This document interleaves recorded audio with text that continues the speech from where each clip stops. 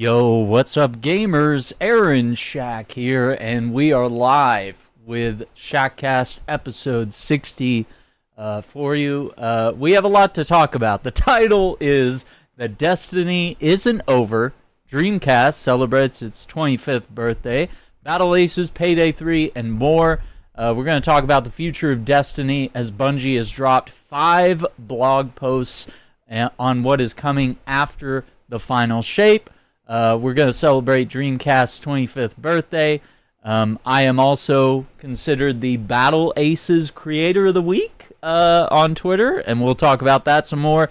Payday 3, Helldivers 2 updates, and the directors of Star Wars Outlaws talk about the reception and the future of the game. So, lots of exciting things to dive into tonight, so stay tuned. We're going to go through all of it.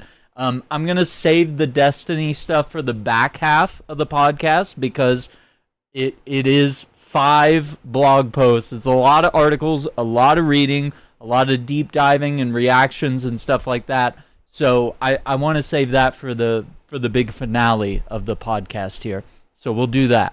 But once again, I want to thank you for watching. Don't forget to hit that like button, subscribe to the channel, ring the notification bell so you don't miss out on future content.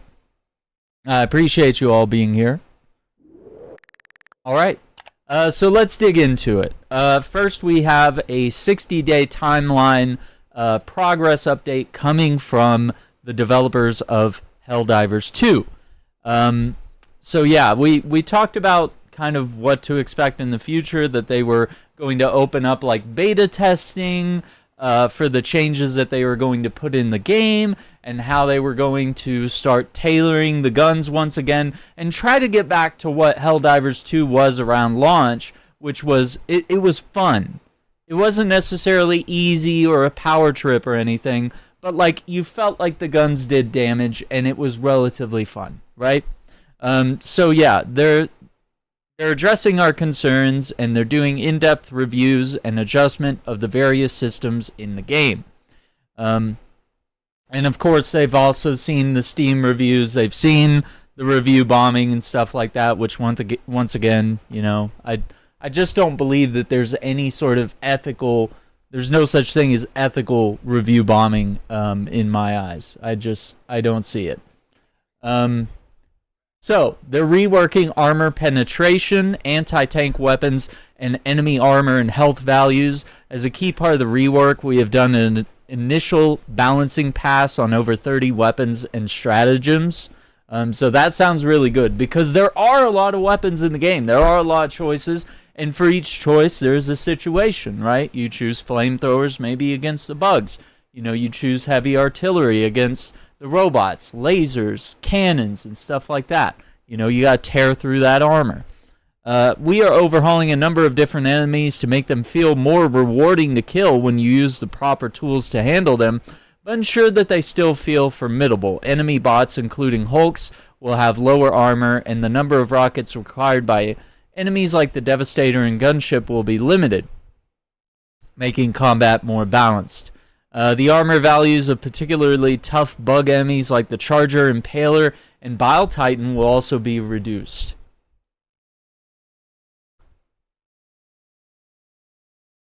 Weapons such as the autocannon, heavy machine gun, and anti-material rifle, which I'll mention personally, has that gun was like, I was shocked to see that an anti-material sniper rifle wasn't, like, it really wasn't good past like the initial like first 5 levels of the game or something. You know, you just shoot a little baby bugs with that thing. But now they have heard us. The anti-material rifle, autocannon, heavy machine gun will be more effective, providing greater loadout versatility. We're also working towards additional improvements for the flamethrower weapons. We're taking the opportunity to consider new player fantasies and design goals for these weapons and stratagems based on the feedback we've received and the trends we're observing during gameplay. So yeah, they said their next update containing all these changes and more details is scheduled to go live on September 17th, 2 days before my birthday. All right? Happy birthday, Aaron. All right. So yeah, they value your feedback, and they'll be back then with more details.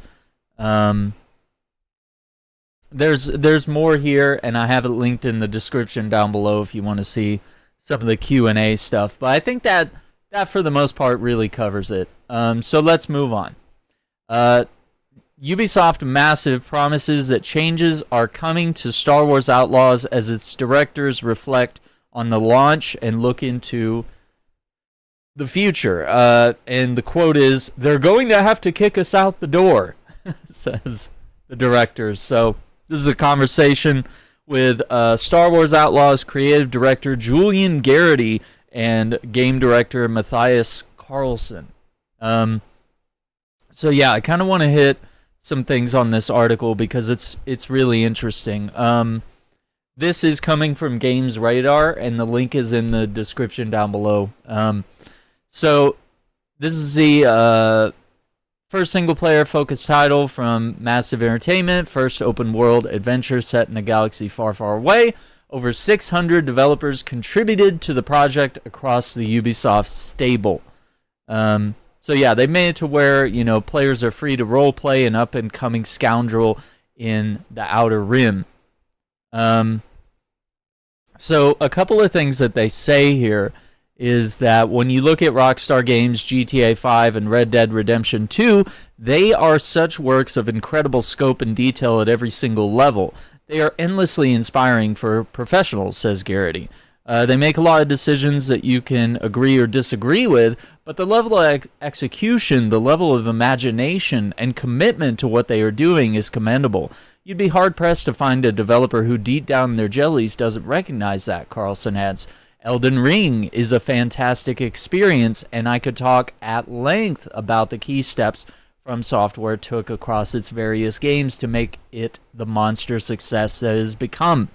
But the way you can just be curious and be rewarded for following your nose, especially throughout a game of that scale, is really impressive. So now we kind of come to the point in the article where they're reflecting on the Star Wars Outlaws launch. So yeah, Outlaws, and once again, I don't take stock in review scores, Metacritic, Rotten Tomatoes, but it's part of the article. Outlaws Metacritic value is sitting at a generally favorable rating of 76. I'm a little disappointed with the Metacritic recognition from critics. It's very important to us, but I do think players are really connecting with what we did. We had a very ambitious target. We literally reached for the stars, and I think we were successful from so many different angles. There's a magical, unique experience from Outlaws, whether it's Star Wars or not.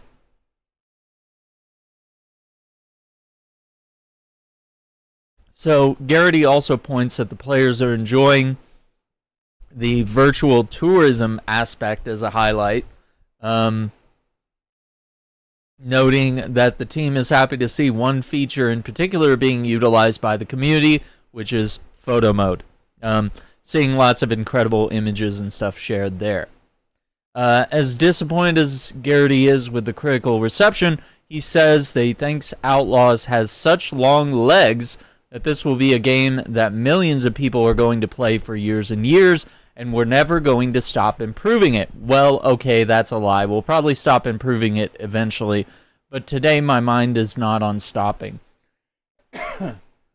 So that's a good sign. How about tomorrow? Ubisoft confirmed that The Division 3 has entered early production last September, and Garrity, who previously served as Associate Creative Director on The Division and Creative Director on The Division 2, will need to shift his attention soon. It's been announced that I'm Executive Producer on The Division. These are my last weeks on Outlaws, but I'm making sure that I'm pushing as much as I can, but whatever happens next, I'll be playing it for sure. So yeah, let me see if I can kind of pinpoint some of the other stuff. They talk about how some of the encounters, they want to make them more enjoyable and understandable. There's a sort of tension that they want to create with the stealth and with the outlaw stuff and like the the moment of like when you're caught in stealth and the enemy's about to hit the alarm, and you just have those like few precious seconds to react and make some sort of epic move. Like, they want to capture that, and they believe that they've got that, but they also do recognize that some players say that it's too difficult or that it's enraging, some of the stealth mechanics. So they do believe that they're not beyond critique on this, and that they do have a patch, they said, coming out in the next 10 days or so, that they will be able to work on that. Giving players the opportunity to have a stealth approach fits the scoundrel fantasy really well, which I think is true. I think that's something very true about that. Let's see. And I think if stealth wasn't a part of the experience at all, it'd be a very one-note game overall. It affords us a lot of width and variety in the context of our quests. The don't raise the alarm quest specifically that we were reaching for isn't fail on detection. It's implemented in places like the Imperial space stations where you wouldn't want the whole station to be on alert. So we think that that is an intuitive fail state.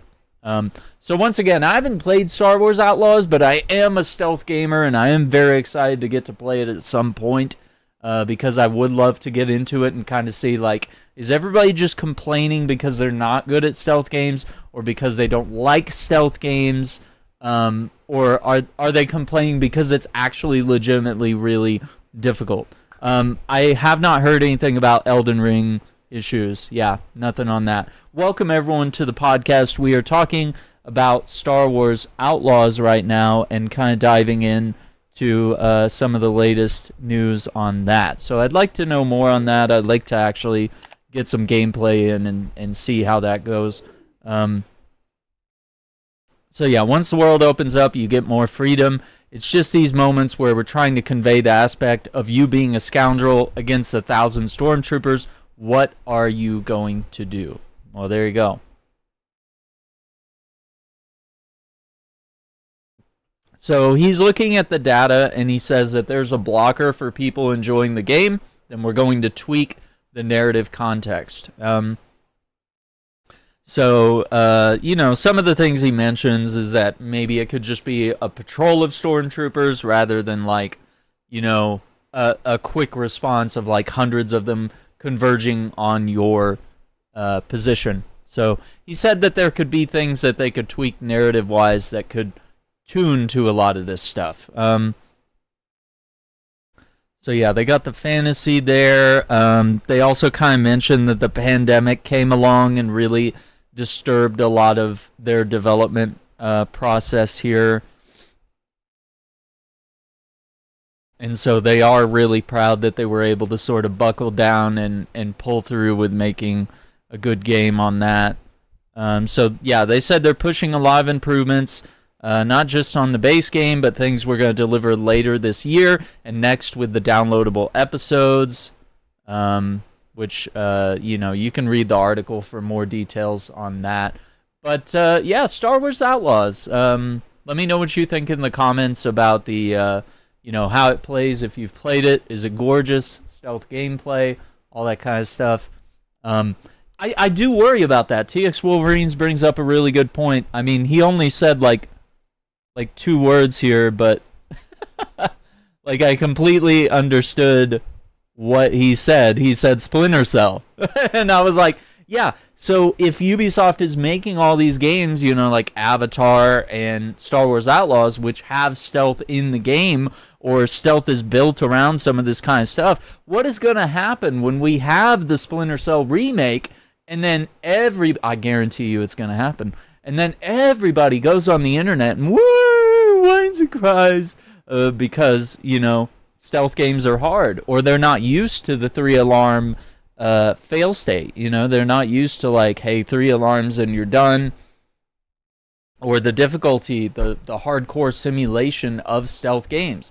And maybe it's that stealth games aren't for you, or maybe it's that you weren't alive when those games were coming out. Maybe you're a younger gamer, or maybe it's not a genre you played. And this also could get into the conversation of reviewers needing to review games that they are knowledgeable about, and not having someone who hates horror games reviewing Alien Isolation, or having someone that doesn't like Space Marine 2 reviewing Space Marine 2. Like someone who has no clue about the world and the systems and the gameplay and the graphics and the lore and all these things.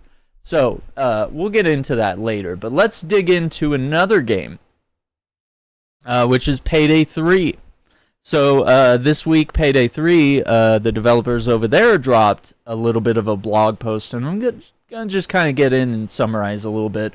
We did cover the most recent ones, thanks to the developers, the publisher, the wonderful people at Starbreeze and Deep Silver, and the wonderful folks at Lurkit.com. They hooked me up with some codes to cover these on the channel. So we did cover Boys in Blue. We did cover Houston Breakout, and I'm looking forward to what's coming up next. This is called the Fear and Greed update here, okay? So Fear and Greed will have your sights set on Wall Street, and we will tank all the stocks that Concord has even the slightest involvement in and cripple his operation indefinitely. Now notice, we're not talking about Concord the video game. That game is already stunk. Stunk? I'm trying to say something here. Concord's stock value has already sunk, okay? I combined two words, stock and sunk. That's already dead. It's already over. Okay, so this is about the Concord in the game, a company that exists in the game. So it says, how do you go about that? Well, both stealth and loud options are available, and you'll need to decide how to approach this. For stealth, you will be able to grab a favor that will get you onto the exchange floor unmasked. Otherwise, your ingress point will be to zip line down the elevator shaft from the roof. First, you'll need to breach one of the broker companies and hijack a computer to get access to their systems. Steal a USB credential key and then load it into one of the booths to get access to a control panel inside the exchange room. You sneaky folks will gain access to night gas to get around the civilian problem. Okay, this is like my dream of what I wish they would let us do in Payday Heist, because like so many times, like the hardest thing of doing a heist in Payday, especially in stealth, will be like one person sees you and you've been sneaking around for like 2 hours, and now the whole op is blown because a civilian gets on their phone, or it's like the fifth guard triggers the alarm, or your buddy doesn't see a security camera somewhere. You know, it could be any one of a million things. But actually being able to do things that, like, honestly, like real heisters would do. We'd just knock out everybody in the venue so that, you know, nobody can do anything. And you don't have to worry about alarms. You know, you don't have to worry about civilians doing unpredictable things during a heist. So yeah, from there you start shorting your Nemesis's stock and make Concord's money go bye-bye. Shut down the markets with the Stash EMP device. Your egress point will depend on your volume of play, but the loud option means making a whole new escape route. So I want to actually switch over here so you guys can see the blog post and some of the images. I actually think like the way that they've depicted the stock exchange, like this is going to be a fun area to explore and roam and figure out all the patrols and stuff. It looks great. It looks super realistic. It's probably not the first time that we've stormed the stock market in a video game.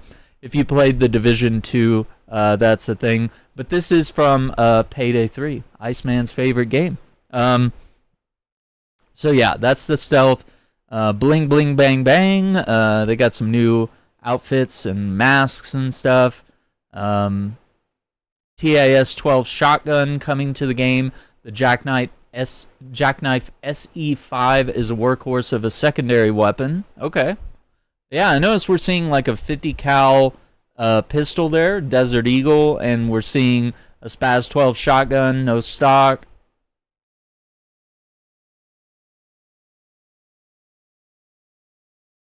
It's a beast of a gun. We'd like to call it a pistol. Wow.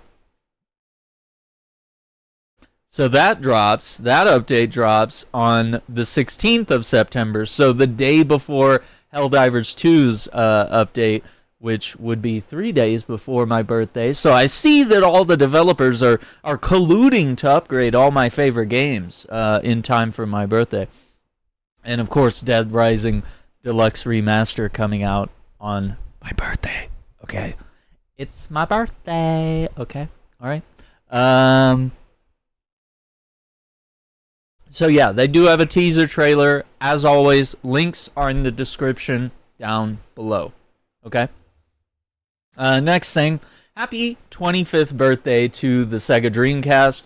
Sega says our iconic console launched on 9/9/1999, revolutionizing gaming with innovative features and unforgettable classics from Sonic Adventure to Shenmue, which are two of my favorite games from the platform and favorite games in general. Which Dreamcast games are you playing to celebrate? So yeah, they have some stuff of their articles and like talking about some of the tech that was in the console, and like I still remember this. Like, look at that. There's the 56K modem that you could plug into. I remember when we first got DSL, I was like plugging that in, trying to see like what the online web browser was gonna be like all these things, dude. It's good memories. It's a console that's gone too soon. Of course, this controller layout ends up really heavily inspiring the Xbox, and then of course the visual memory unit here, which literally had little games that you could play on your memory card, which I remember taking these to school and like secretly playing on them, doing little things. And yeah, it's just interesting. Very, the button layout is the same, but the colors are like very different. So it's very interesting. I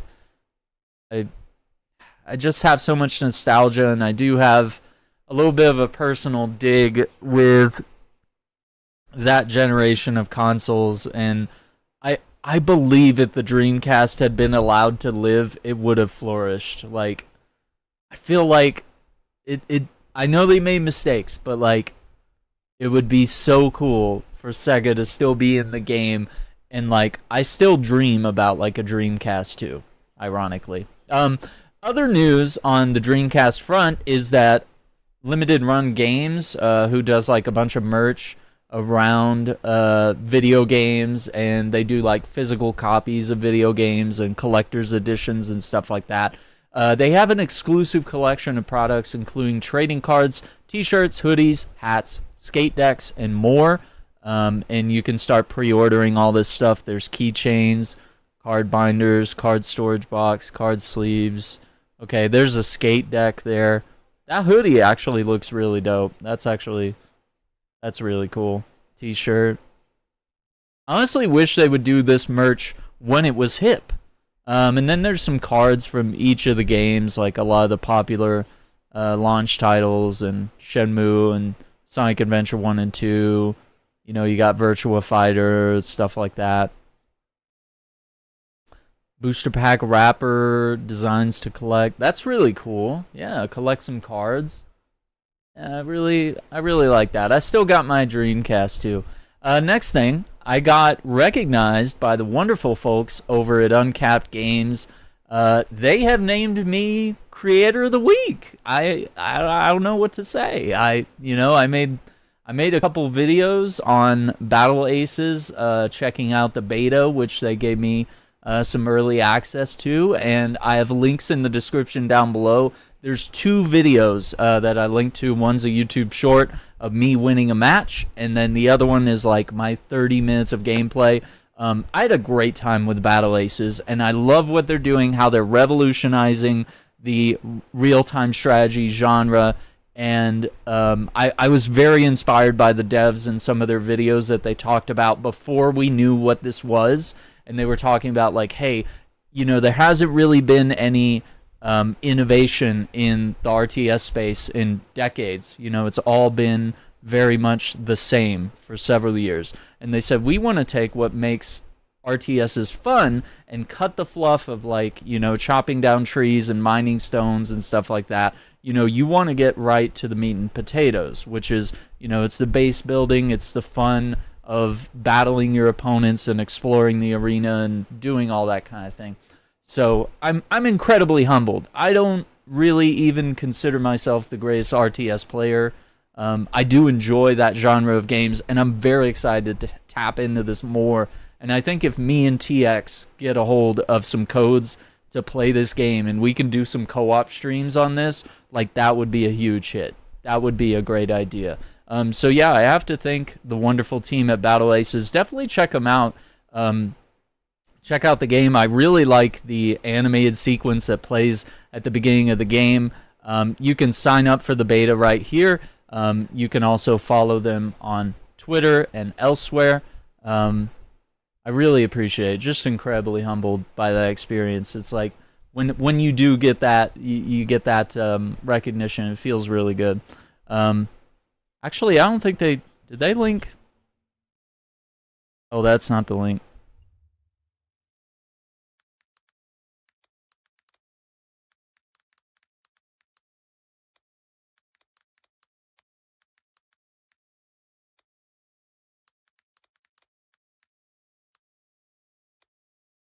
I didn't realize they did the wrong link. I didn't even check. Okay, anyway, it's nothing personal. That's great. I appreciate the acknowledgement there.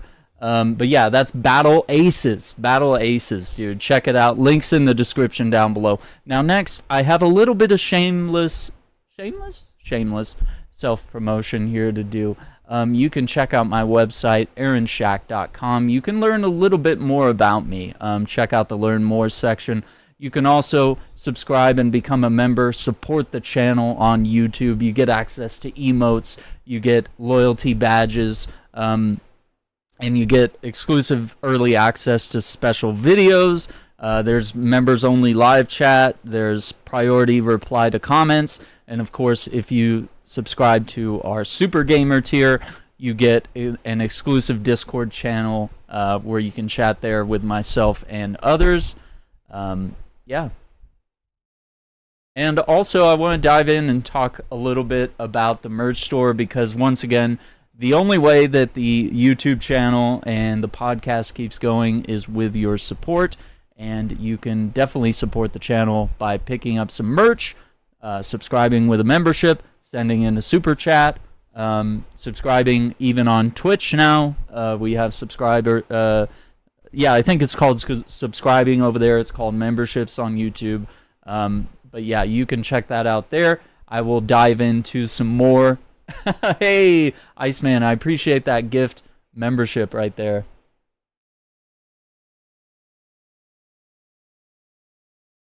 Appreciate that. Appreciate the support. I'll dive in more to the merch store, but I want to show you more about what else is on the website. We do have the About section. The shop will take you to the merch store, which I'll show more on that. I do have an area where I archive episodes. I can't believe that. We got episodes of the podcast right here where you can quickly reference those. I do need to update that. You can find my photography blog as well, because I am a photographer, and I share my portfolio there, and if any camera companies want to reach out with sponsorships or opportunities regarding that, we have that there. And of course, I do all sorts of different types of photography, from nature, wildlife, scenic photography, all sorts of things. You can scroll through there, and I'll be adding some of my backlog photography stuff to that later. Yo, I appreciate the gifts, the gift memberships. What's up, everybody? How you guys doing? Yeah, very excited about the 25th anniversary of the Dreamcast. I also have some gaming news and reviews. I do very targeted stuff here. I'm not trying to compete with large gaming media journalism outlets. I'm really just trying to get things that I'm passionate about and things that I can find that I enjoy, that I can talk about here. So no hot takes, no clickbait, just the facts and a logical opinion, the gaming news and reviews that you need. So yeah, I have a couple select things here that I talk about, and I post opinion articles anytime I'm doing other things. Yeah, just any sorts of games that I've been able to cover, things I want to talk about at length. The gaming news and reviews will be there. Of course, I'm working on this. This is still a work in progress, but I do have like a gaming photography section here. So I'm going to add more games, but I just add the Alan Wake stuff because it was the easiest thing I could do. Because I have already done a full playthrough, and I was like, okay, I know which photos are bangers here. So yeah. But yeah, gaming photography will be there. And then, of course, if businesses want to reach out, sponsorships, promotions, collaborations, this is not to spam me. This is not to come in and try to, slide in the DMs or something like that. This is strictly business only. Everything else will be ignored, deleted, blocked, etc. So we won't do any of that. And I have a lot of merch on the channel as well. Iceman would know that the Enforcer collection here is live. That's one of the most recent ones. We do have the Alaib hat, which means gamer in Arabic.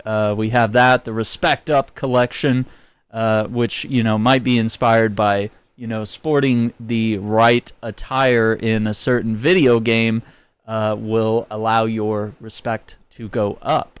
Also had the Wasted collection in case you die a little too much in video games. I also have a bit of a workout collection of some gym wear, gym bags. I'm all about a healthy lifestyle, having the fitness journal to chart out your goals and to, write down, your weights and your exercises and stuff like that. We even have yoga mats. We even have a pickleball paddle set. Okay, listen, I'm going all in with this stuff. Of course, we have things to pay homage to Presley the Beagle.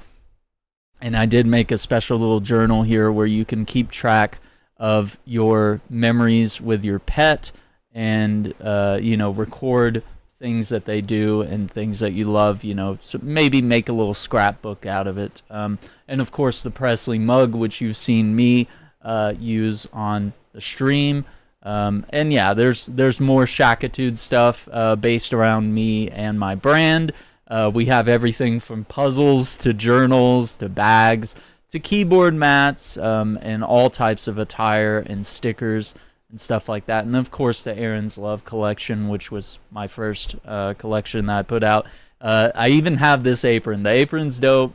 I have the Coach jacket. Fits good, and of course the mug is great as well. This is all high quality products, and you can just sort of browse through all these tabs. And I'm looking at adding some of this stuff to the website and organizing it in a different way because Spring here allows me to do quite a bit, but it doesn't really let me sort these properly. So sometimes it's like things are out of order, and I kind of wish you could browse by collection instead of just seeing all these like crazy things there. So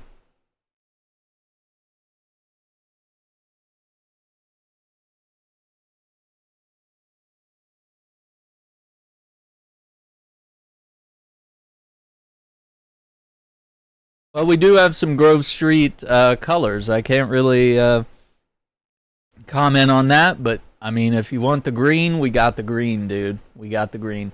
All right, so last thing that we're coming around to, yeah, we got the Respect Plus. Yeah, we got that too.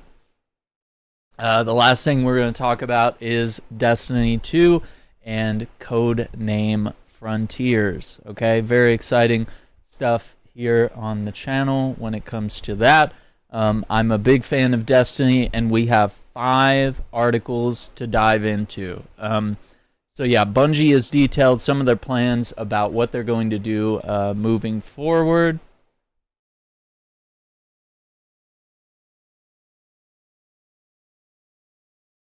Trying to see.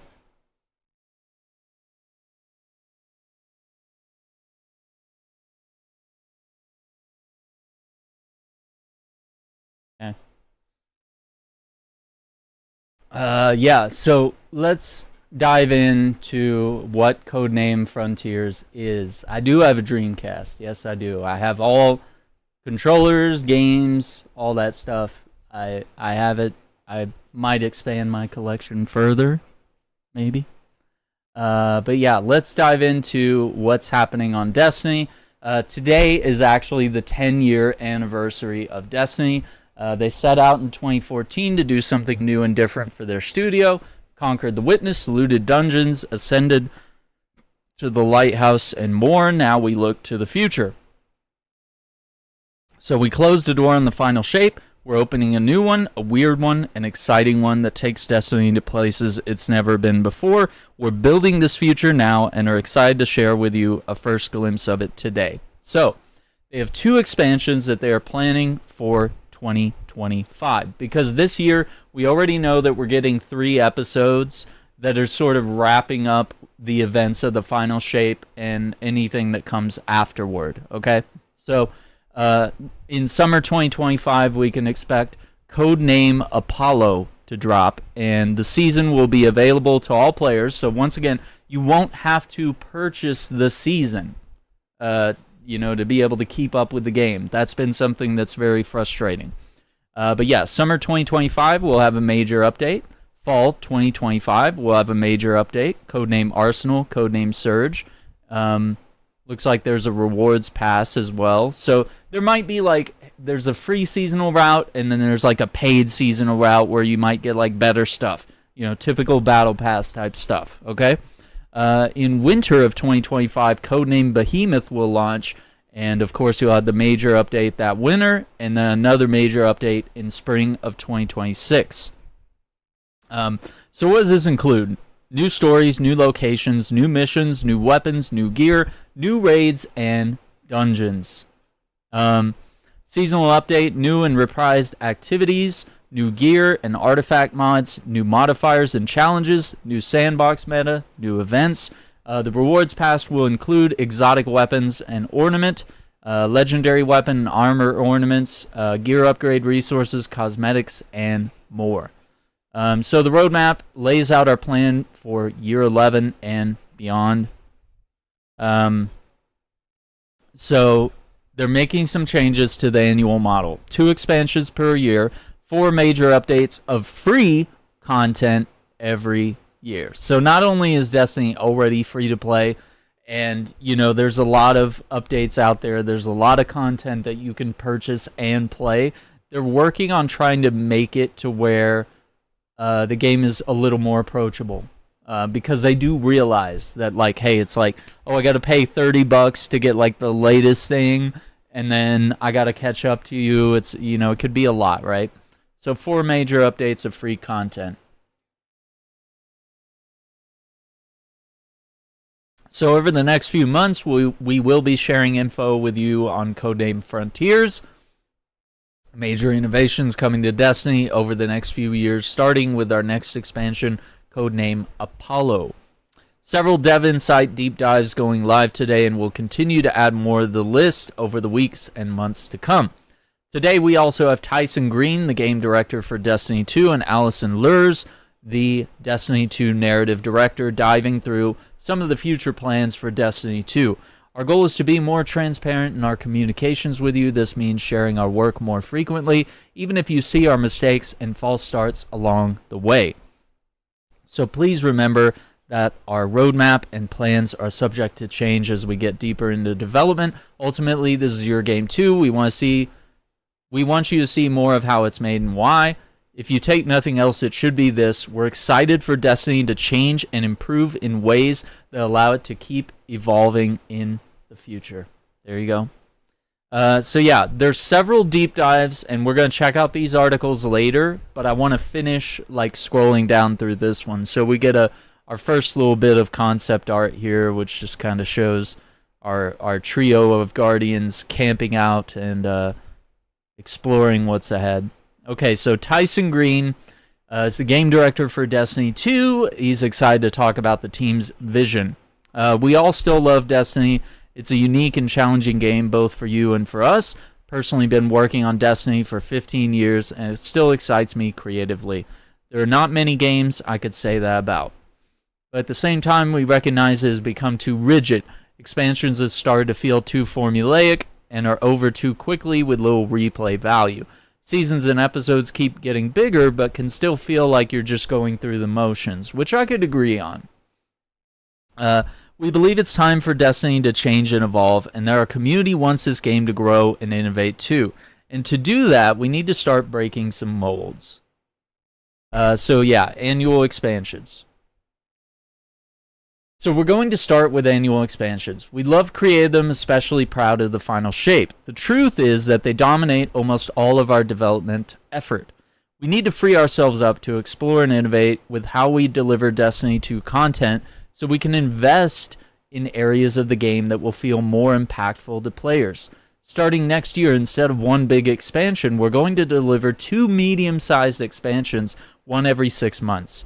Each of these will depart from the one-shot campaign structure we've been using essentially unchanged since Shadowkeep, and each will be an opportunity to explore exciting new formats instead. So I think that's ultimately a good thing, because what do most players do? We log on, we play through the campaign, maybe we run the legendary campaign, and then we just wrap it up. You know, we're like, yeah, we did. We saw the story. Like, unless you really want to hang around for, like, fear of missing out seasonal content and, you know, just grind for stuff that's ultimately, you know, meaningless unless you're, like, a hardcore player, which, you know, I consider myself someone that's made Destiny, like, a large portion of my life. But you know, I don't really quite play it as much as I used to. Perhaps we should dive in a little more soon. So yeah, we're excited to try new things that challenge your idea of what a Destiny experience can be.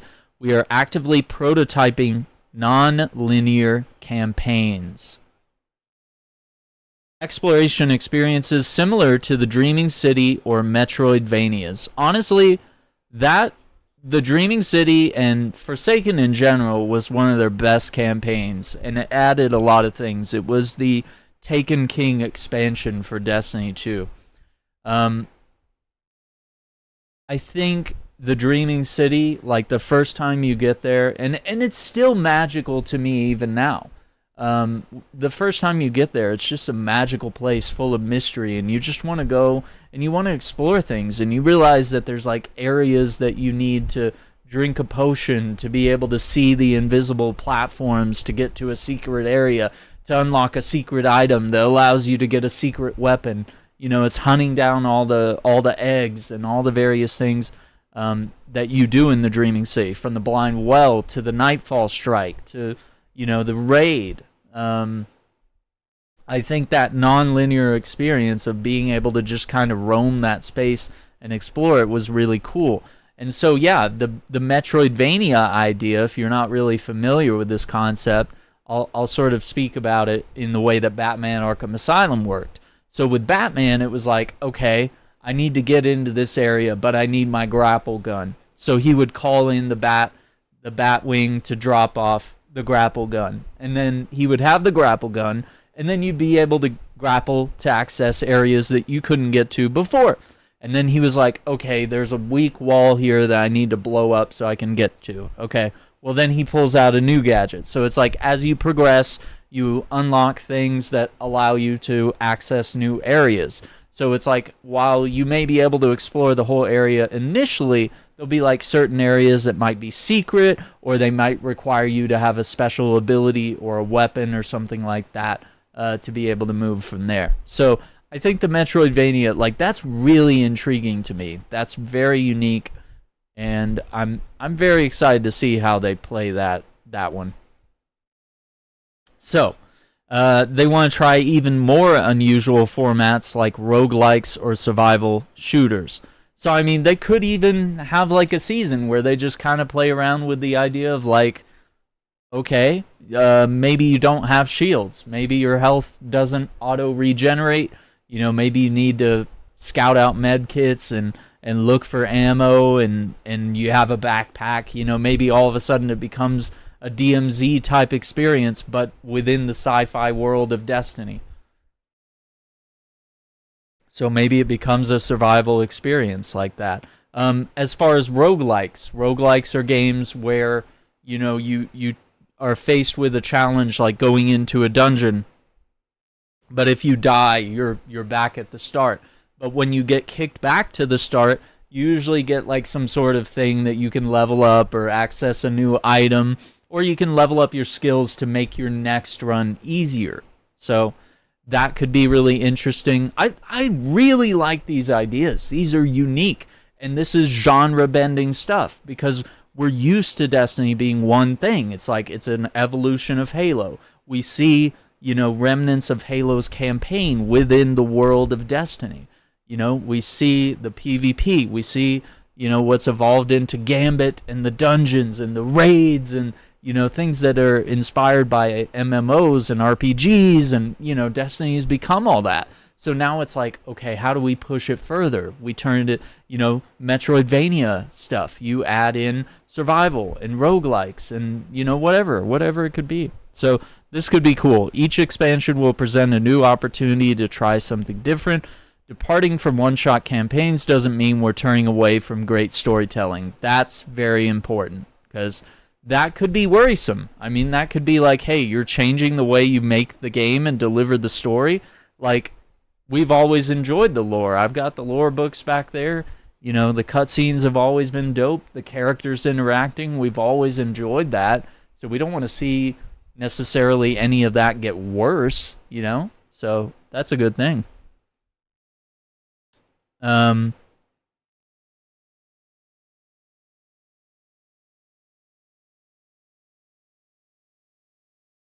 Okay, so going forward, when I return to the mystery and wonder that was woven into the fabric of early Destiny, I can agree with that. Because Destiny 1 had a lot of mysteries, a lot of different plot threads that were going in different directions, and I really felt like a lot of that stuff wasn't adequately explored in the way I wanted it to, or maybe even in the proper time frame that I would have enjoyed them exploring that in. So, depart from the one-shot campaign structure. Very cool. So yeah, they want to return to the mystery when the story felt ripe with possibilities and an epic sense of exploration and discovery. Great stories are as important as ever in our creative vision, and Allison will touch more on that below. Okay, so one thing before that is I do want to talk about like what it was like to play the first Destiny. Like, these were new locations: Earth, Venus, the moon, all these various places that we got to explore. And it was exciting. Every time we got there, we'd hop on our Sparrow, we'd drive, we'd find a cave, we'd go in, there'd be a bunch of enemies, there'd be, some secret thing that's happening, some sort of item or weapon that we get. That mystery of like, we're on a planet and we're exploring, that's the ultimate like sci-fi fantasy. That's why No Man's Sky, Starfield, all these games are delivering this experience at the core. People love exploration. We love searching. We love finding things, and it makes you feel cool. It's that thirst for adventure. Okay, so seasons. Season 1 will change as well. Instead of 3 episodes, we'll be building 4 major updates per year, 1 every 3 months. Each expansion will launch alongside a major update at the start of the season. Second major update will follow 3 months later to refresh the core game with new and reprised content, including activities, strikes, exotic missions, or entirely new modes like Onslaught, rewards, weapons, armor, artifact mods, exotics, and more. New weekly events, new features, combat meta, and balance updates. Pretty cool.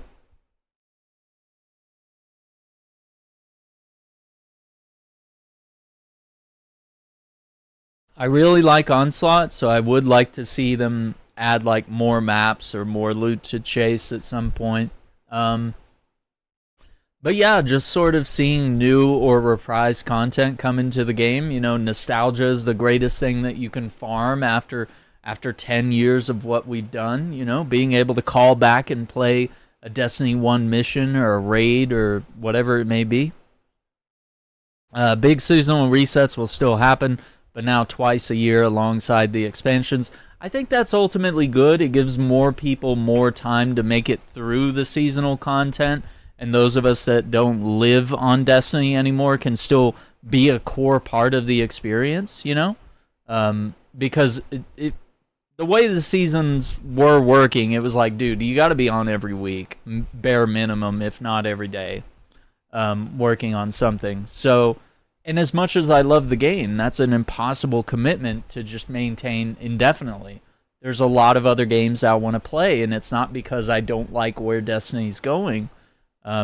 It's just there's so much, and I only have so much time, you know? So I think that's a win in letting the seasons breathe and last longer. I think that big wait when Final Shape was delayed and we had that extra long season, I actually got through it. I actually enjoyed it. And I would actually like it if the season and the battle pass and stuff didn't expire. Something you could learn from Halo Infinite is that, you know, if we pay for something or if we're playing a battle pass, we should be able to go back to it if we weren't able to finish it and get the gear that we enjoy from said event right there. So, each update will be a substantial refresh of the core game, bringing new activities and reward content. We're also excited to announce that, like Destiny 2 Into the Light, these updates and their content will be free to all players. So they're really trying not to make it to where you're going to feel left behind, especially if you're a new player or if you're a returning player or if it's been a while, you know, you tuned out since the last update, or maybe you missed the last few expansions, maybe you've been playing some other game and you circle back to Destiny and you're like, all right, let's see what's new. You don't want to be hit with a bunch of fees and oh, you missed this, so you're not going to understand why this character is alive again or whatever it may be. So I think these are the most important sentences in this entire thing. We want Destiny to be easier for anyone to play or recommend, so we want to remove that major barrier to the experience, which means we need to talk about the core game itself. So, core game of Destiny is always available, evergreen activity experience. We need to fix two key things with it. First, Destiny is too complex. Approachability, right? With literally hundreds of activities, you practically need a PhD to decide what to play and how to get rewards that you're looking for. You know, if you're looking to get a new pulse rifle, you don't need to be playing an activity that's only going to reward you with rocket launchers. Just saying. We're going to start to fix this by modernizing our activity UI, the director. How many times have they done this at this point? Several, but it's still good. To make it easier for everyone to find and launch into great activities, and we're reworking our reward model to make sure that all of those activities offer meaningful rewards. Our deep dives on activities and rewards go into more detail on these changes in particular. So gear and challenge should matter. Even great activities stop mattering if the challenge dries up. I have to agree with this 100%. When they actually made it where Blind Well was difficult again and the rewards were relevant and they mattered that season, it was a great thing. It was wonderful. And it totally revived something old in the game that has always been there, but it's like, dude, why would we go back so that we can just, you know, throw pillows at these guys and then they die, you know? Like, at a certain point, you do start, you know, you get such great weapons and such great gear and your power level gets really high to where you're just an unkillable god in Destiny. And sure, the power trip is fun, and ultimately that's what we enjoy is the space magic and the power trip, but we also want to be challenged. We don't want to be unstoppable. There you go. So, and the rewards aren't worth it. So if the challenge dries up and the rewards aren't worth it, we have a problem. So we're investing in a greatly improved challenge customization system to let players of any skill range find the right challenge level for them, with rewards that improve based on the challenge level you take on. These won't be simple incoming damage increases either. So that's the other thing. What does Destiny and The Division and all these other games do anytime they increase the difficulty? Well, they make it to where your bullets don't hit as hard, the enemy has more health and more shields, and they give him modifiers like, oh, he's immune to frost damage, but if you hit him with fire, he'll melt, or whatever. So they're realizing an innate weakness is that the game has always been like, oh, you want to play the harder difficulty? Well, now they have double the health, and you die really fast, and you don't respawn, and you have to restart the whole level if you die, right? Like, they're trying to find, like, the balance here of, like, where's the fun factor? So the team is cooking up some great gameplay modifiers that give enemies some exciting tools to mix things up on every run. We'll have a deep dive coming soon to show off some of these new threats. So I like that. That's better than just giving everyone massive health and making them bullet sponges. Like, that's going to get old over time. So these two okay, hang on. I skipped ahead here. These won't be just simple incoming damages. Yeah. Okay. So the rewards. There will be higher tiers of the legendary gear. Think adept weapons and artifice armor that will be available from these higher challenge ranges in a much wider variety of activities across both PvE and PvP. These two changes will help the core game experience be easier to drop into and much deeper in terms of variety and pursuit of personal mastery. They're a starting point for ongoing changes aimed to continuing to improve Destiny in these regards. Next multi-year saga starts with Codename Apollo. Allison Lurs says, hello, I'm Allison. I'm the D2 narrative director. I'm a fresh face at Bungie. I started doing narrative direction for seasons in fall of 2022, and my first D2 expansion was The Final Shape. That's crazy. We're proud of The Final Shape and the ending we created for the Light and Darkness saga. And we know that the episodes that follow would act as an epilogue, tying up Light and Dark's hanging threads, but also setting us up for what's next. The episodes close doors and open new ones, purposeful ones, storylines that are set in place to prepare us for what comes next. And that, what is next, is our new saga. So yeah, we have some new art here that we've seen throughout this blog post, and it looks interesting. It looks gorgeous. And I mean, if even this can excite you for what is coming next in the game, there you go. See teases of it in the Layer 2 episodes and fully kick off with Codename Apollo. So we'll actually have an idea as we play the remaining 2 episodes of Destiny 2's content this year. The next saga is also based around a core theme, much like Light and Darkness did. It will introduce plenty of new characters, factions, twists, and more. There's a lot more here we will say eventually, but we don't want to spoil the journey for you. This will be a multi-year journey, one we can't wait to take you on. So yeah, all the gloom and doom the past couple of weeks about, oh, Bungie had these layoffs and Final Shape didn't sell as well as it should have, despite it being an incredible update. And everybody saying, oh, Concord died, Destiny's next. What if Marathon fails? Then Destiny will be on the chopping block. Bungie people will be laid off. The whole company gets shut down. I mean, hopefully here there's a plan for this. Hopefully they're not just betting all their chips on Marathon to make enough money to fund more Destiny, So Codename Apollo is a non-linear, character-driven adventure. I'm excited. That excites me a lot because I love strong narratives and good storytelling, and when I see people doing things that are innovative and interesting and are going to catch us off guard and keep us on our toes, that's a good thing.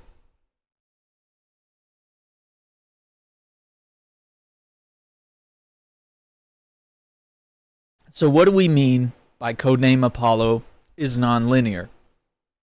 Well, previously, in stories like The Final Shape, you experience the story as A to B to C to D in a nice straight line. In Codename Apollo, our story takes place over dozens of threads you'll explore and discover. So when you land in our brand new location, The story starts at A. And then you can choose if you want to explore C first, or try to get into B, or maybe investigate D. I think that's great. I think that gives you options. And the options you didn't choose, don't worry. Those other options are still open for you to go back and play through. You'll need to. Because the more you play and discover, the more the story progresses. So experiencing a certain number of threads opens up the next part of the story. The order in which you explore will be something you choose. But we have built Codename Apollo in a way the story always makes sense and flows from beginning to middle to end.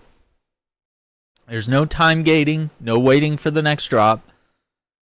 Codename Apollo's story unfolds based on player progression. So, once again, they're not going to be doing the thing where it's like you wait a week for the next story. Because ultimately, for someone like me who's busy, plays a lot of different games, I can't always guarantee that I'm going to circle back every week to see the weekly cutscene or whatever it may be, especially if it's not compelling to me. I'm more interested in the main campaign and, you know, what elements spring from that. And I don't like the fear of missing out formula, which I haven't heard them say that they're ditching, but, I mean, this is all hopeful.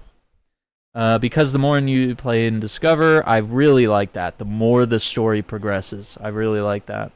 So, alright, next image there, some more concept art.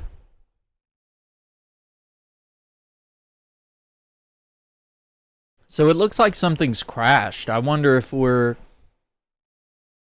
we like got on a shuttle or something and went deeper into the galaxy or something and crash landed somewhere, and maybe that's what's happening here.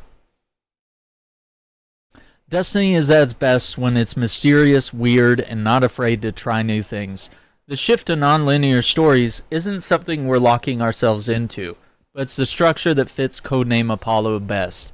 I think it's a great idea either way, even if it's just for this one thing, and they realize, okay, maybe it's a bad idea, then they can always clock out of it. But if it's a great idea, and the execution is really good, then, you know, people could really enjoy this structure of exploring, which I think it will probably work out. Probably will. So, narrative structure of the releases will be quite different, a structure to suit that game's experience, and we want to continue to innovate with each expansion across both gameplay and narrative. Into the unknown. This all sounds like a big change, and it is, because when the rhythm of our story becomes predictable, or when characters and our world fail to change, that's how we create a situation, not a story. So how can we innovate? By telling the story that keeps up with our innovation, not one that slows it down. That means an evolving world, giving space for new characters, growing and evolving factions. Factions have been asleep for the longest time. I want Future War Cult. I want Dead Orbit. I want New Monarchy. I want reasons to ally with the various factions and maybe betray another one, or for this faction to compete with this faction in the Crucible for some sort of gains, you know? And I don't just want faction rallies. I want specific missions of, like, we go to that faction, we do missions for them, and we get special loot and gear, you know? So, yeah. Growing and evolving factions, making sure the story we tell is in a world we have nurtured and with characters who grow in turn. We believe in rewarding the player for paying attention without punishing someone for not knowing something. That way, everyone gets to come along for the ride, no matter how deep in the lore they are. You'll see that approach starting with episodes and continuing into the new multi-year story. So when we think about a multi-year arc, what does that look like? Think of it as a constellation of stories united by a single theme. We will show you that the theme, what that theme is later, but suffice to say, we believe in it. Think of this multi-year arc as a web, not a line. Each release fits into the larger saga. We can't wait to take you on that journey. Story is easy to spoil, so I won't ruin the details for what the theme and Codename Apollo is or what it's about, but I'll give you something to look forward to. Apollo ends with the narrative gasoline that will propel us into the next few years with a clear theme, goal, and a destination that won't come at you as a straight line, but it will be well worth the trip. It'll reward you, it'll surprise you, It'll take us places Destiny has never been before. See you when the time is right. And with that, we come to a close. Well, a new beginning, really. Over the next few months, more deep dives, engaging in more conversation. The breakdown of Codename Frontiers plans will spawn far more questions than we can answer, and we'll be looking to keep you up to date as we take flight. Keep an eye on the deep dive sections. We'll be adding links to further topics. Thank you again for joining us in the first 10-year journey in Destiny. We've been through so much battling the darkness and stopping the witness. Now it's time to look to the stars again. It's time to imagine, to dream big, and explore what our futures can be within this universe. We have our heading, and hope to see you join us along the way. Destiny 2 Dev Team. There you go. So that is the first post, which is a lot.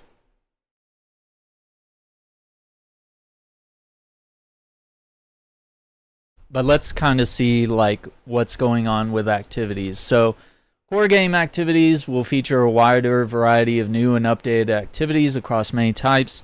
Updated selection every major update. Challenge customization will provide a way to adjust activity difficulty with better rewards for those seeking more challenge. New portal screen allows for quick access to core game activities, making it easy to find what you want to play. So once again, talking about how the director and, browsing the planets can be really confusing based on like, well, how much time do you have to play? Are you playing alone or do you have 3 to 6 friends? What's the issue? So yeah, they said a small offering of newly introduced seasonal activities, most often with a narrow range of difficulty options, if any. Rewards and objectives have focused all around purposeful play in these activities and the exclusion of most others. As a result, the ritual game quickly becomes stale and exhausted of worthwhile rewards. So that's very true. So this is the new layout. Solo Ops, Fireteam Ops, Pinnacle Ops, Crucible, Events, the Tower, Apollo, upcoming expansion. You got your quest, Season Pass, map, destination, store.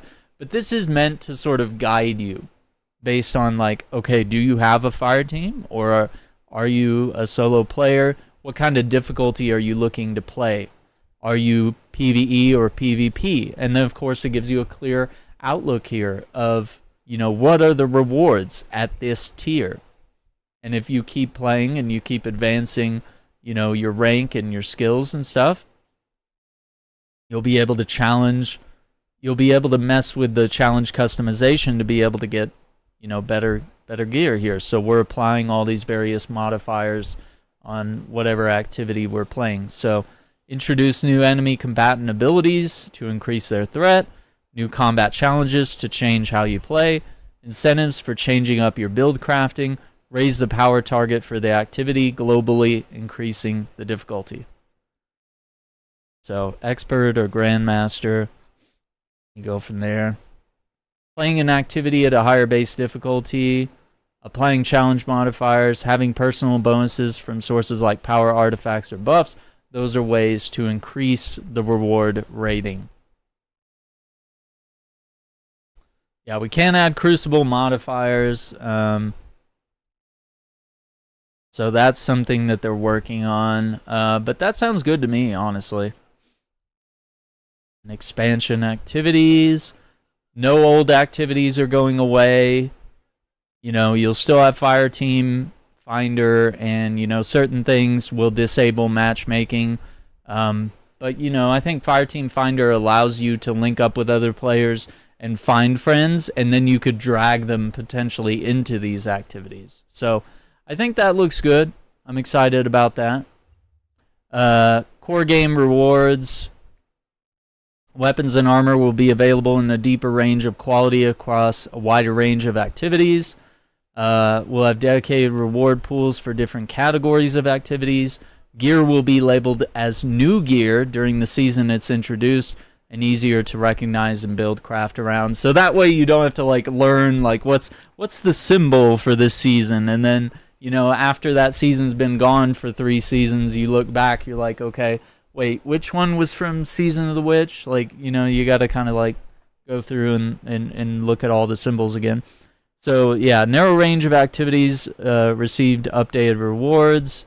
So they're talking here about weapon and armor tiers, which I think this is really exciting. So they'll be available with a deeper range of quality tiers that layer on properties like stat bonuses, enhanced perks, and other benefits. For weapons, this will be similar to how adept weapons upgrade the baseline legendary.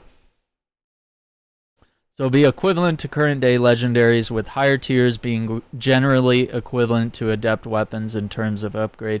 So I mean, here we're able to see like different perks that we're upgrading, and you can see that it's like changing the stats, the overall stats of the weapon. We can see that the weapon is at tier 5 here, so it's been like fully upgraded because we got 1, 2, 3, 4, 5 slot perks, so 5 tiers.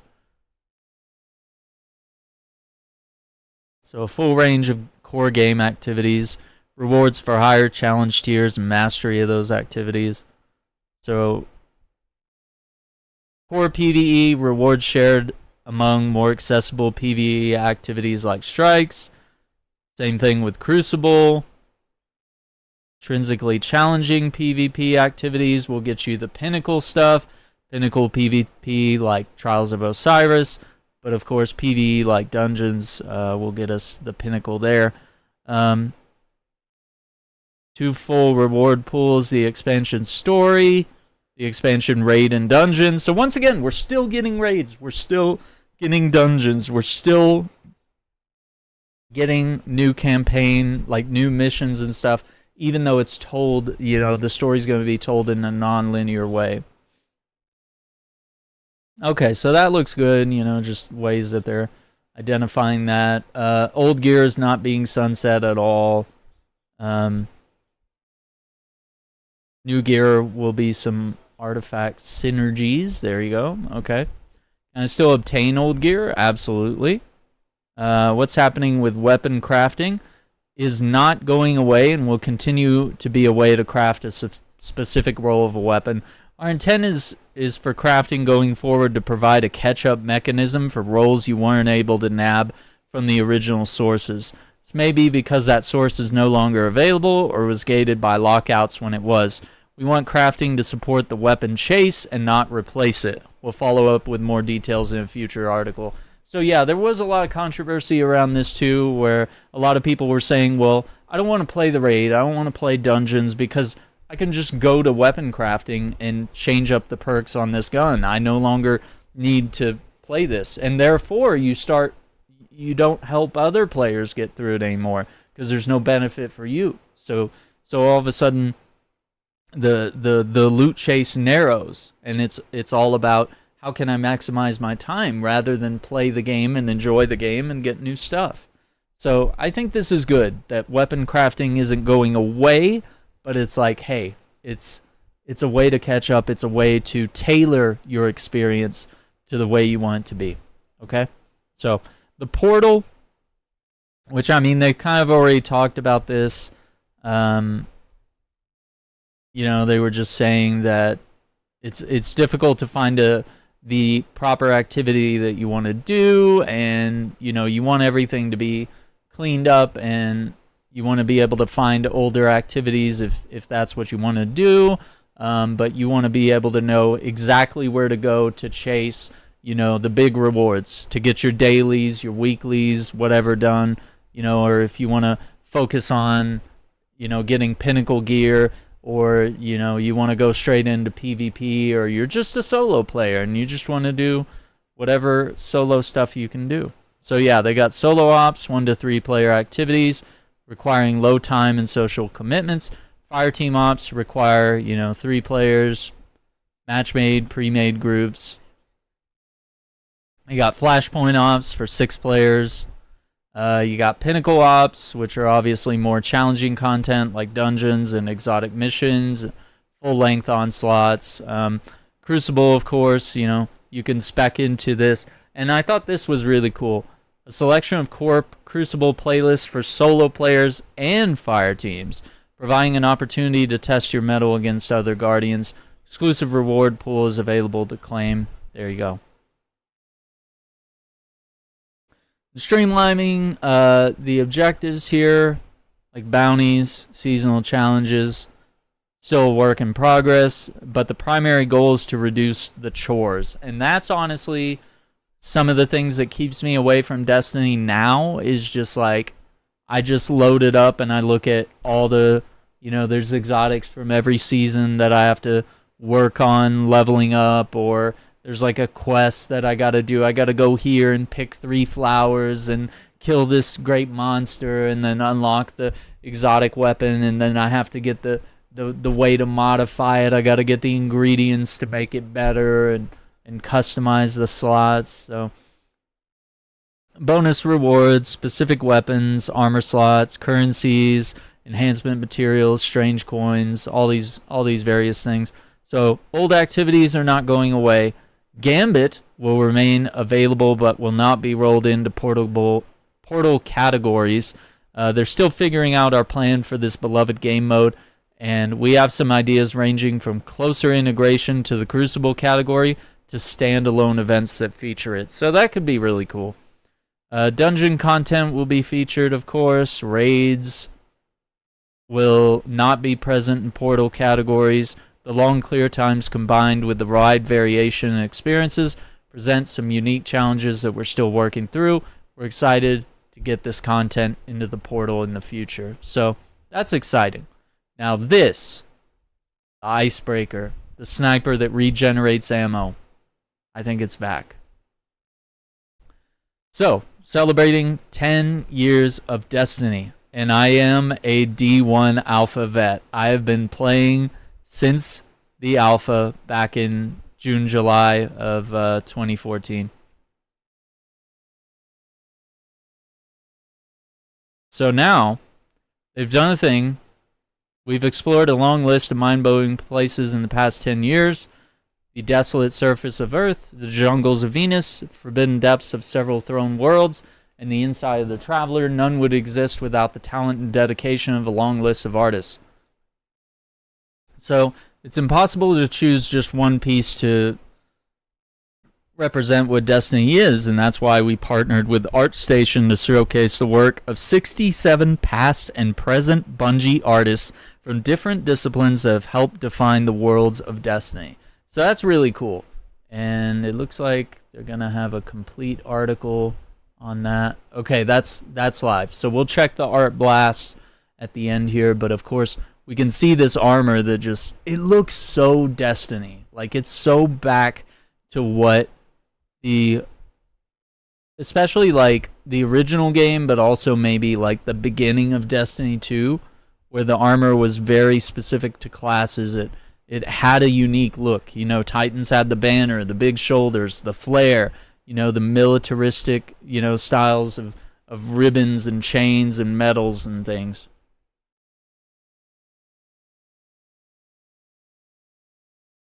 So yeah, just kind of showcasing some of the areas there. They have some art tours in LA, New York City, and London. And then this is really cool. Another part of the 10th anniversary is something that can be enjoyed by all players, is that they've created a set of armor for each class inspired by the original concept armor that was shown a long, long time ago. And it's one of the first Destiny armor sets that was ever seen publicly. They'll be starting today when exploring the surroundings of the tower in the Pale Heart. So, cool. The next thing here, 10 years ago, our shared journey began with the singular goal, become legend. We defeated worm gods, broken kings, shattered blades, and even taken some time to be space pirates. While you've more than earned notoriety through the system, a few final objectives remain. September 9th, players will be challenged with a collection of tasks to earn the legend, title, and seal. Explore the Pale Heart, collect sweet loot, defeat the Witness, prevent the Final Shape once and for all. We have objectives scattered throughout the destination and challenges to complete the Final Shape campaign on Legend difficulty. If you've already tackled the campaign on Legendary, you're good to go, and you won't have to do it again. We hope this title acts as a bookend to the Light and Dark saga, and we can look toward new frontiers. I think I'm going to have to get on and play, because I want to get that medal. Armor sets and Legend title are the first of our 10th anniversary tributes to Destiny. So, there you go. Ace of Spades Nerf gun. gonna have to get this. And if you earn the legend title before episode Echoes ends, you will be able to purchase the Ace of Spades replica before the official launch in October. You get a special Ace of Spades Nerf in-game ornament that will be available for purchase in the in-game store when episode Revenant launches. So, yeah, paving the way to the frontiers. We've read all those articles. They're 100% committed to Destiny as a franchise to improve, innovate, keep it relevant and fun. So, I mean, all the doom and gloom that we were hearing over the past several, weeks and months and stuff like that of, oh, Destiny's over, the story's done, Bungie's packing it up, they're a failure, they've fired a bunch of people, the story's done, I'm checking out, they're not done. So for those of us that are big fans, there's still something to experience, and I'm very excited to see what it's all about. But yeah, we got various concept art here. Looks really cool.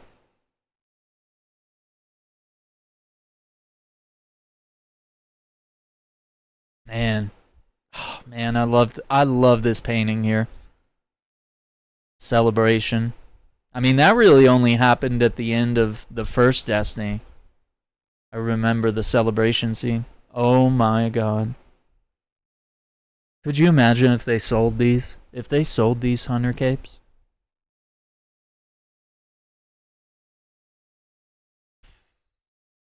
That would be dope. This art looks amazing. Look at all that. Yeah, Destiny's back, and I think they're making it easier for both newer and returning players to jump in on. Yeah, dude, I'd buy those capes, Jay. I'd buy them, man. That would... The drip, man. The Destiny drip. All these different things. So this is all art and design and stuff from the game. I mean, you can see how faithfully some of this was designed, and for the concept art, you can see how it came to fruition. Oh my god, I love the castle here from the final expansion, the Iron Lords, Rise of Iron, Warlord's Ruin, all that. Yeah, the mountain.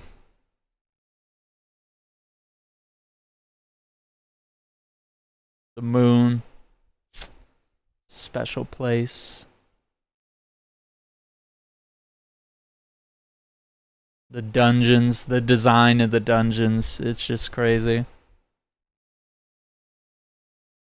Yeah, I might need to play some Destiny. I need to do it. I gotta check out what's new, and I gotta earn these titles. The weapon designs, the sparrows. The last stand performance for Crota. Let me turn off the audio here. So cool. Yeah, he puts the sword. Crota's End and King's Fall. Oof. Prismatic acquisition moment. Just gorgeous stuff. Yeah, it was really cool when we get this new power as a part of the final shape. Like, I think it adds a lot of freshness to the game that I still need to explore myself. Dude, Cade. Yeah, making the Cade scene. I'm gonna cry if I watch that. How long is this? This is, yeah, it's quite a lot here.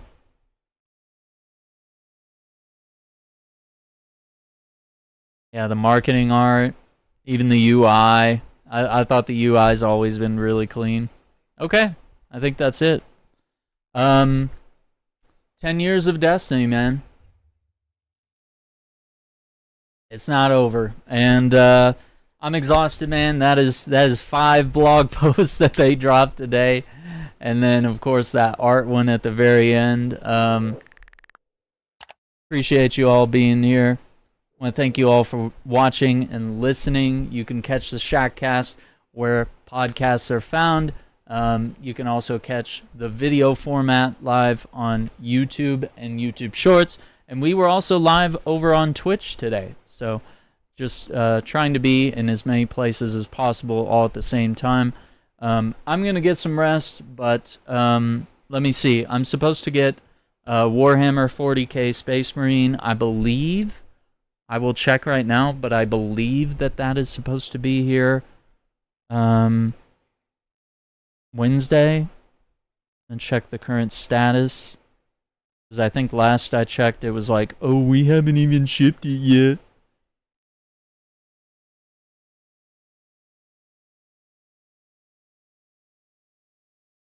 Just not very pleased with this particular order. Yeah, it still says Wednesday. But it hasn't shipped yet, which is not very convincing. So yeah, that will be a thing. But I think we do need to hit some Destiny maybe at some point this week. Of course, more Black Myth Wukong. We'll check out Warhammer 40k Space Marine 2.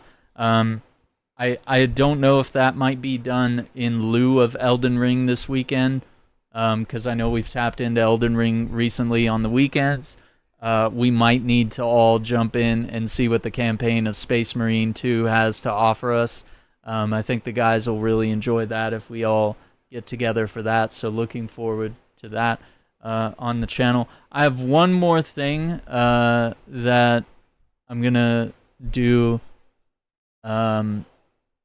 Shackcast episode 61. I think I'm going to make it a Superman episode. I've already done an episode. I believe it's episode 3, which is like about the Ultimate Superman game. But I saw that someone online was, posting some things regarding a Superman game and how to best execute it. And I want to cover that in the Shackcast episode. And then I also want to kind of discuss my thoughts, my reaction to it, and kind of compare it to what my initial opinion was on a Superman game and what I'd like to see and how it could be made. So, yo, appreciate that, football lad. Yeah, you're on the giant turtle. That's a good part, man. That's a good part, Wukong. Definitely enjoy it. So yeah, I think that's where we're gonna leave it, but just kind of letting you know what's coming throughout the week. But I think I'm gonna be gone Wednesday because I want to see Alien, the new one. The new Alien, I want to see that, and that's, I think, the last day it's going to be available. And then I'll also get Warhammer in the mail that day, so we'll have that set up and good to go, and we'll go from there. So once again, I want to thank you all for watching. Thank you all for listening. This has been Shackcast episode 60, and I do want to thank everyone. I want to thank you for the support, all the gift memberships that came in today, and once again, all the support for the channel. Be it the merch, the memberships, the subscriptions, the super chats, all these things keep the show and the podcast and the YouTube channel, all these things going. So once again, appreciate you. Thank you. Take care. Be safe. And we'll see you on the next one.